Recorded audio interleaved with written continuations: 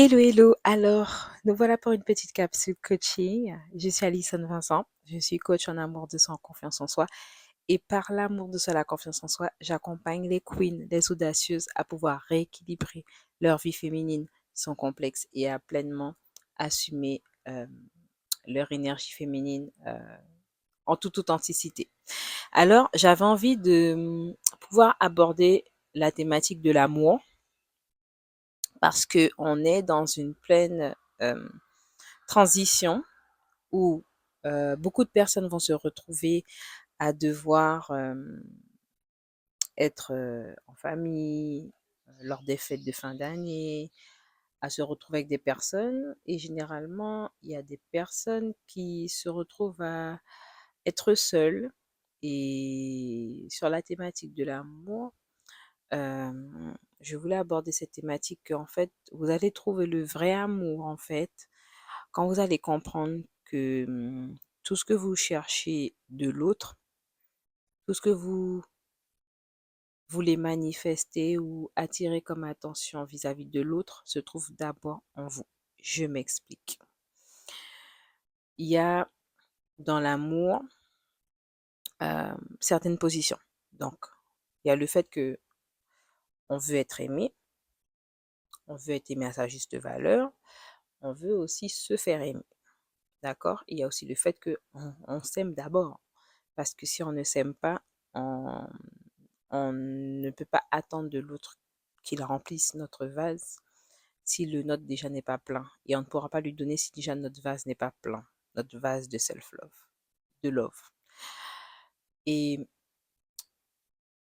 pour pouvoir avoir une relation de qualité, une relation saine, il faut que la personne qui s'aime soit capable d'avoir une vie à part entière, d'avoir une vie authentique, d'avoir des objectifs, d'avoir une vision, d'avoir des rêves à accomplir, de se donner pour ses projets, d'avoir cette joie de vivre pour elle-même, cette voix VOIE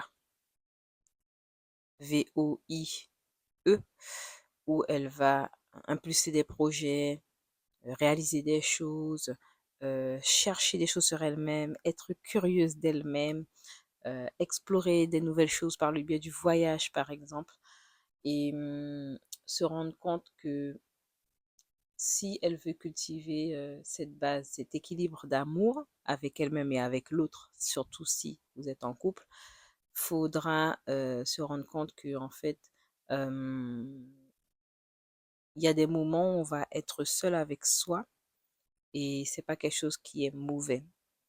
Mais la façon dans laquelle vous allez exprimer le plus votre amour pour votre propre personne, c'est quand vous serez capable d'être en face de vous, de vos peurs, de vos attitudes ou vos comportements les plus sombres et comment vous allez faire face à ça, comment vous allez prendre votre pouvoir sur ça et comment vous allez être capable de voir que vos fragilités, vos blessures, vos déviances, vos traits toxiques, ce sont des choses que vous pouvez les traiter et que vous ne les laissez plus avoir l'emphase euh, sur votre vie, régner sur votre vie et que vous décidez d'avoir de nouveaux schémas, de casser des croyances, de, de casser des structures qui n'ont plus leur place en fait dans votre vie et que vous êtes capable de passer du temps de qualité avec votre propre personne sans avoir une quelconque dépendance affective de quelqu'un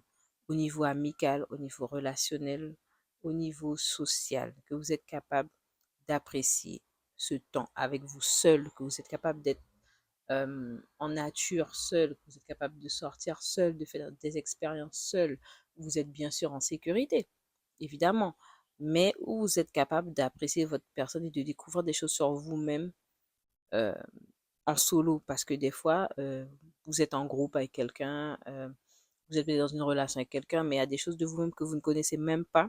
Si vous avez pris l'habitude d'être tout le temps toujours en couple, vous n'avez pas le temps de repos pour vous, vous ne célébrez pas votre célibat, vous n'acceptez pas votre célibat, que vous ne profitez pas de votre célibat pour vous connaître au maximum, eh ben, il y a beaucoup de choses que vous gâchez quand vous n'explorez pas votre part de vous-même. seule. Et ça aussi, ça fait partie du travail et du voyage de l'amour de soi. Voilà, j'espère en tout cas que cette capsule vous aura plu.